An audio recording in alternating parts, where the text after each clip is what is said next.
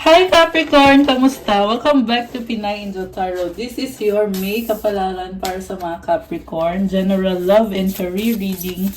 So, tingnan natin kung anong energies ang connected sa'yo. Depende kung anong cards ang lalabas. So, maaaring mag-resonate o hindi. Pero pag nag-resonate, i-comment nyo para alam ko. Kamusta kayo guys? Comment present para alam kung nanonood kayo. Kung kailangan nyo ng gabay, pwede kayong mag-book ng private reading. Message lang kayo sa Facebook page ko, Pinay Angel Tarot, or sa Viber or sa WhatsApp para mas mabilis. Nasa description box po yung mga details. So, tingnan nyo na lang po dyan.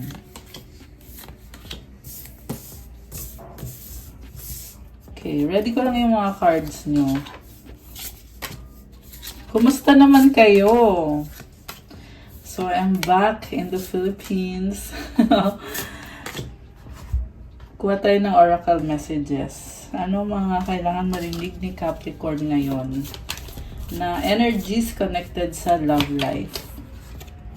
Openness. Be open to accept divine guidance in your relationships. Wow, ang lalim nito. Kita mo nagbabasa ng Bible. So, mukhang naghahanap kayo ng kasagutan at ng gabay para sa love life nyo. Buksan mo do yung isip at yung puso mo for divine guidance.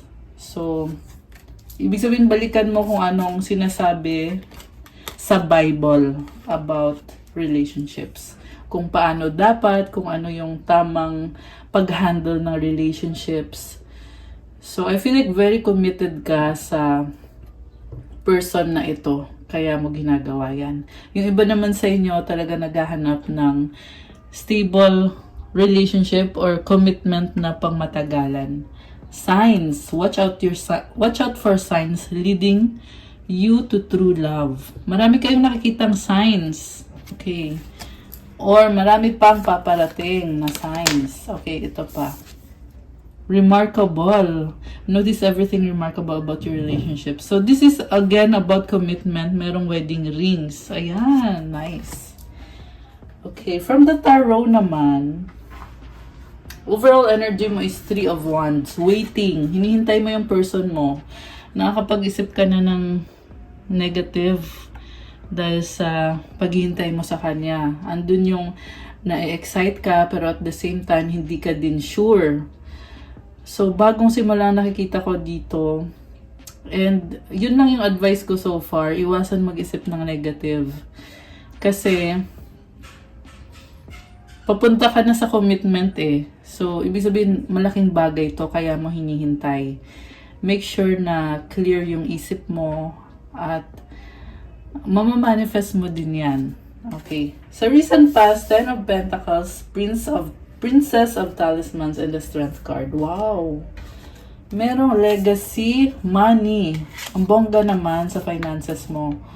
Stability, minamanifest mo. So, pareho sa love and career, tahimik ka lang at mukhang inobserbahan mo kung ano na ba yung narating mo kasi masagana, merong abundance dito guys. Dumating ka din sa point na masasabi mo na sa wakas, lumevel up ka na. Kasi pinaghirapan mo yan. Itong 10 of Pentacles kasi, ibig sabihin, nagsimula ka talaga sa ilalim hanggang sa dumating sa point na naayos mo na yung sitwasyon mo at minamanifest mo na kung anong gusto mo mangyari. So, kinakalma mo din yung sarili mo. Nakita ko dito parang hindi perfect ang mga bagay-bagay. May struggle pa rin talaga. Masipag kasi at hardworking si Capricorn eh. Kaya, hindi maiwasan na nagsastruggle. Pero, ang sinasabi lang dito guys is, makukuha mo naman yung wish mo. So, ayan, be more optimistic. Wow, may universe card ka. Okay, so sa current energies mo to. Oh my gosh, Fortuna and the Sun. I love it guys. Capricorn, talagang palaban ka ngayon. Alam mo, sa totoo lang, meron din naman about love life dito. Pero, ito ngayon, ang bongga is yung career mo talaga. May mga projects ka rin eh. So, syempre, kasama na din yung sa love life dyan. So, itong universe card, kita mo balance yung moon tsaka yung sun. This is an ending of a cycle and a new beginning. Merong infinity symbol, dalawa. I love it! So nice. Sa dulo merong sun, positivity kahit hindi perfect ang lahat. Also, bumabangon ka. So, blessing yan para sa'yo. I-claim mo na yan, Capricorn. Pinaghirapan mo to, hindi mo narating yan ng basta-basta. Talagang binigay mo yung best mo. At ngayon, this is a good time para i-claim mo na yung mga blessings na yan at magpatuloy ka lang. Kasi ito, continuous yan eh. Yung infinity symbol, ibig sabihin patuloy mong minimanifest. So, ginagawa mo yung part mo. Kasi si universe, nagbibigay sa'yo ng blessings. Napakaganda ng cards mo. Super. Wala akong masabi. Sa near future, Two of Swords, Prince of Keys, Queen of Talismans. So, binubuksan mo yung isip mo sa bagong idea. Yung iba sa inyo, meron kayong pinaghahandaan at pinag-aaralan, inoobserbahan at gagawan mo ng paraan, Queen of Talismans. So, andun yung curiosity. And, parang hindi ka sure dito. Kailangan mo ng support ng person mo. Ang nakita ko dito guys sa love life nyo, hinihintay mo na magkaroon ng pag-uusap or open communication kung ano ba talaga. Kasi ikaw very nurturing, maalaga, mapagmahal. And hinihintay mo lang yung person mo eh. Hinihintay mo lang na magdesisyon or sabihin sa'yo kung saan na ba papunta yung relasyon nyo. Siguro kailangan mo ng ng more confidence. Ayun lang masasabi ko dito. Kasi ikaw, tahimik ka lang eh. Nag-observe ka lang. So, hinihintay mo siya. Kailangan kasi merong isa sa inyo mag-make the move. And, it is a good time for you to make the move sa love life mo. Kasi nga, meron kang universe card, Fortuna card, the sun. There is expansion and growth. And pang long term yung expansion na yan. Ayan, congrats! So nice. Okay, so mag-clarify tayo guys. Bakit ang overall energy ni Capricorn ay 3 of Wands? Bakit naghihintay si Capricorn? So itong cards na to ang gagamitin ko. Wait lang. Ready muna natin.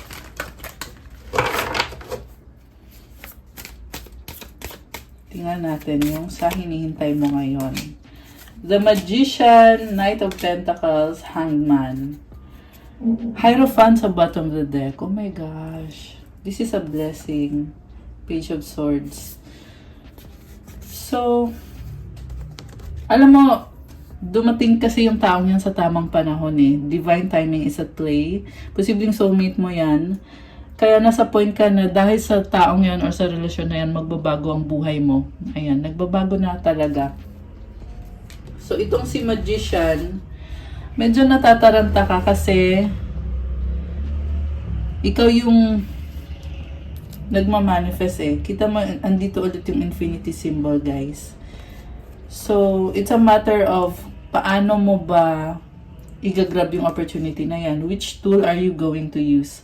Kasi ready ka na. Nasa sayo na lahat ng kailangan mo. So, paano ka magsisimula? So, also take note guys na ang nakikita ko dito pareho love life at career. Dito sa specific na cards na to. Kaya, kung sa career man, handa ka na. And ikaw na bahala kung paano mo ngayon i-approach yan. Which is, nakikita ko very exciting and bago yung gusto mong approach kasi andito si Hangman. So, may mga binabago ka. At the same time, yung mga pagbabago na yan, talagang long-lasting na yan. Sa love life naman, ikaw yung nag-e-effort dito at bago din yung approach mo. Oh my gosh! Sana all, Char. Ang ganda! Malaking pagbabago. Blessing. Page of Swords, so andun yung curiosity. Posible meron kang pinag-aaralan kung paano ba to gagawin, paano ko ba to malalampasan or maaayos. Okay. Parang nag-i-enjoy ka ngayon. So, sa recent past, i-clarify natin kung ano bang nangyari dito. Kasi, Sa totoo lang, nakita ko ready ka na para sa taong yan eh. Siya lang yung hinihintay mo talaga. Parang sinasabi dito, dati pa, alam mo na na siya yung gusto mo. Pero ang tanong siya ba, ano bang gusto niya? Diba? Pero tingnan natin guys. Oh my gosh. 7 of Swords, 9 of Swords, and a 9 of Wands. So, yun na nga. Parang nasira yung plano mo. Parang sinira niya yung magandang plano mo. Hindi naman sa ibig sabihin ay sisisihin mo yung person na yan, but hindi lang talaga nag-workout dati. At naging hangin ka for quite some time. Yung iba guys, naging frustration nyo na yan talaga, or yung iba nade-depress dito kasi ginawa mo yung best mo, pero bakit ganon?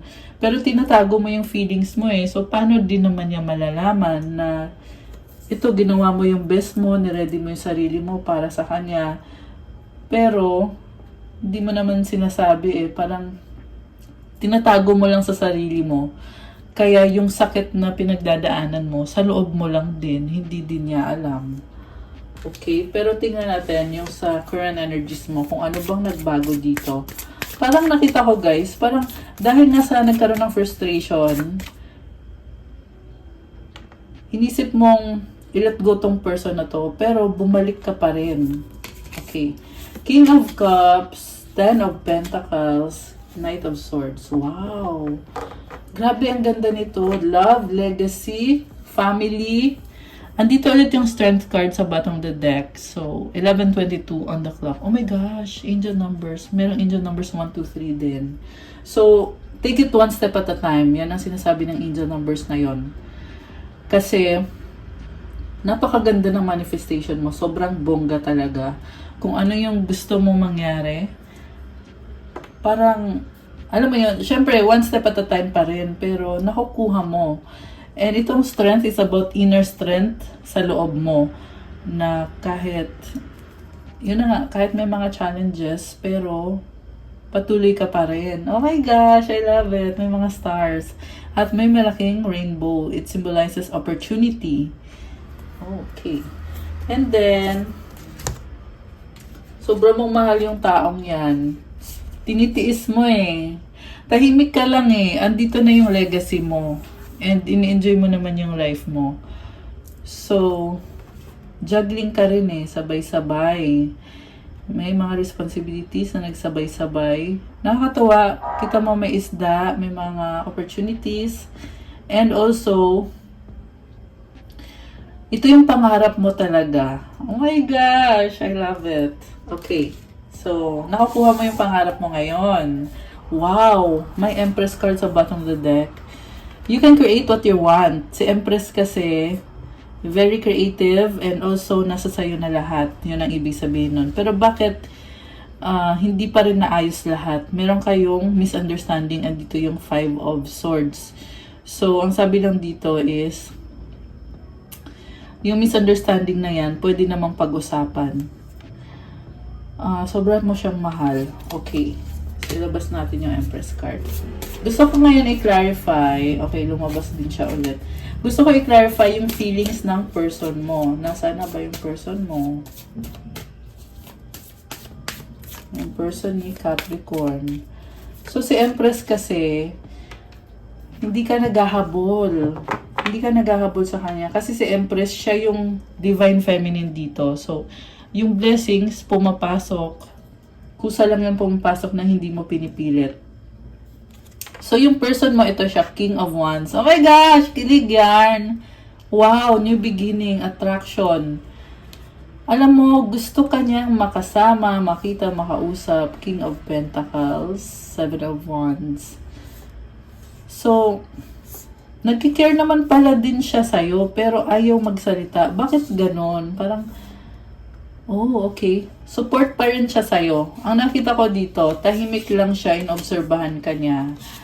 Attracted siya sa'yo ngayon, may offer sa'yo bagong simula. And, may ugali siya na parang, alam niya yung mga nangyayari, pero hindi niya sasabihin sa'yo lahat. Kasi, may sariling mundo din siya eh. Na, hindi naman sa ayaw niyang sabihin, but ganun lang talaga yung ugali niya. Posible introverted yung person mo. Or, alam mo yung feelings niya, yung emotions niya, masyadong malalim eh. So, ba't pa niya sasabihin, 'di ba? Parang kumbaga parang ano na lang, mutual understanding na lang. Iniintindi niyo isa't isa. Okay.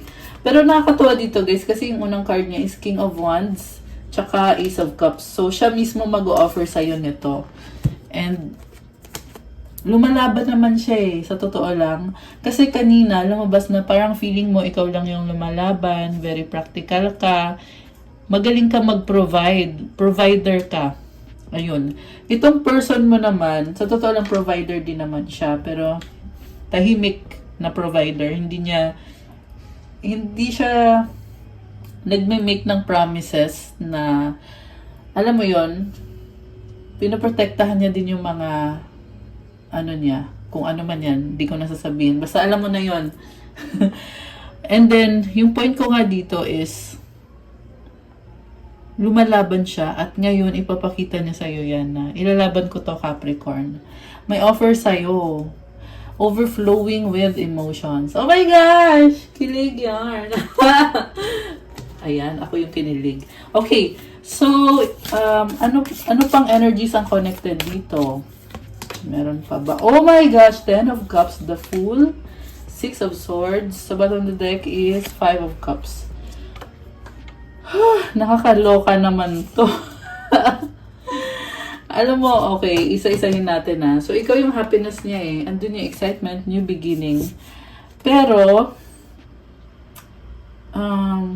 may mga ibang opportunities din siya. So, I feel like siguro nagsabay-sabay ngayon, no? Kasi ito, happiness ka niya, may family dito. So, posible tingin niya sa'yo, ikaw na yung family niya. Or baka nga, meron na nga kayong family.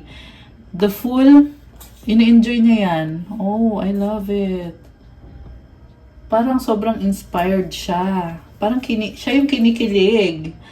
And then also, may mga ibang kasama dito, So, yung attention niya, hindi 100% nabibigay yung attention niya. Pero, ikaw yung lagi niyang nasa isip at pinapangarap. I love it. Okay. Wow. Grabe. Okay. So, kaya nalulungkot siya kasi alam mo yung feeling niya na gusto kanya makasama, gusto niya ayusin kung ano yung hindi natuloy or naudlot kasi merong missed opportunity dito So gusto niya ayusin yon pero merong kumukuha ng attention niya pero lagi kanya iniisip. Kaya ito siya, may plano naman siya pero unti-unti lang. Ayan, ito may effort naman siya, 7 of Pentacles. So posibleng sa work yung problema niya or inaayos niya. 3 of Swords. Temporary na mga problema na nagpapabigat. 10 of Wands. Pero kinakalma niya yung isip niya. Kaya naisip niya, gusto ko muna mag-isa. Ayan. Pero namimiss ka ng taong to. 6 of Cups. Sobrang namimiss. May mga memories na bumabalik. Ayan. Okay. Anong outcome dito? Okay. Anong outcome dito for Capricorn? I love it, the reading. 5 of Pentacles, 4 of Pentacles, King of Swords, and the 2 of Swords. Oh my gosh. Queen of Pentacles ulit sa bottom of the deck. So, may mga cards na umuulit. Ibig sabihin, ini-emphasize yung energy na yon. Yung outcome dito is, sobra kang nagkikare sa taong yan. Nadadown ka actually, sa totoo lang. Nadadown si Capricorn.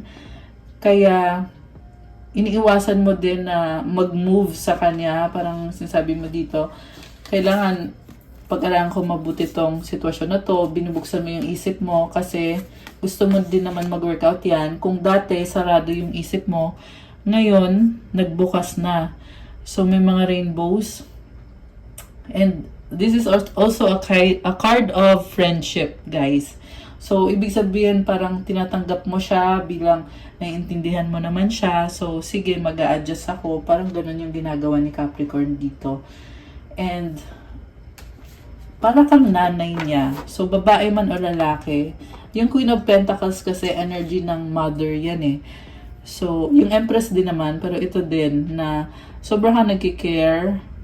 na ayaw mo siyang mahirapan, ayaw mo siyang masaktan, na gusto mo palagi siyang masaya. So, I feel like yan din yung factor na nagpapalakas ng relationship ninyo. Kuha ko kayo ng advice card. Tsaka tingnan din natin kung ano yung gustong sabihin ng person mo. Kung meron man. Kung meron man. Okay, advice for Capricorn. At ng self-care. Self-care card para sa mga Capricorn. Okay, isa pa. Okay, anong gustong sabihin ni person? I feel even though we are apart. So, yeah, iniisip ka niya eh. Namimiss ka niya eh. Oh my gosh, we need to let each other go. Diyos ko, day. Ang lalim naman nito. Parang medyo mahina yung loob niya, no? It was my fault but I blamed you. Or nagigilty siya. Okay. Ano pa? Sometimes I stay awake thinking about you. Oh my gosh. Ayan. One more. So many things remind me of you. Love it! O, diba? Nag-isip ka niya. Last one. I'm starting to understand our connection. Oh my gosh. 22, 21, 22, and 1, 2, 3 ulit angel numbers. Parang yung person mo, iniunti-unti din niya. Oh, diba? I'm starting to understand our connection. So, nagkakaroon ng changes. Okay. Advice. Self-care card muna. Family. Wow. Siguro ngayon nagiging malapit ka sa family mo. Or ini-enjoy mo yung company nila. Watch a movie. Wow, chill. Chill na chill. May pa-coffee pa, oh. Yung iba siguro mahilig mag-coffee. May alaga. May pet. Ayan. Cute naman. Okay. So, advice. True offering. May I release the fears, illusions, and addictions that keep me from true offering. May I relax into your plan, trusting that the next steps will always be shown. Use me, love. Use me for the highest. I am yours alone. So, wag mo na daw, or i-let go mo na daw yung mga illusions, yung mga addictions mo, at kumalma ka lang daw. Kasi may plano si God para sa'yo. Magtiwala ka. Kasi ipapakita niya kung ano ang susunod na kailangan mong gawin. At blessing ka para sa lahat. For the highest. I-offer mo daw yung sarili mo para maging blessing ka. Hindi mo kailangan ipilit kung ano yung kagustuhan mo. Kasi you are a blessing and may plan si God, kaya kailangan magtiwala. Ayan! I love it. Okay guys, that's what I have for you Capricorn for your makeup palaran. Pa-like po ng video and comment kung nag-resonate ba or kung ilang percent nag-resonate. Kung 50% or 80% or kahit 10%, i-comment nyo pa rin. And kung nag-resonate kayo at kailangan nyo ng gabay, kung kailangan nyo ng more information, pwede kayo magpa-private reading sa akin. Message na kayo sa Facebook or sa WhatsApp or Viber para mas mabilis. Nasa description box po yung mga details ko. And meron po akong mga crystals na kagaya ng nakikita nyo ginagamit ko dito sa aking table. Mga bracelets. Ayan, limited lang yung mga ano natin guys, mga bracelets natin. Kasi ako mismo naghahanap ng super high quality at may mga mantras at special prayers yan to bring the best energy and to attract prosperity, syempre attract love and money at marami pang iba. Merong for protection. Tingnan nyo na lang doon sa Instagram ko. Ayan. Okay guys, so thank you Capricorn. Have a good day. God bless you all. Stay safe. I'll see you again soon. Thank you. Thank you. Bye! I-like nyo na yan.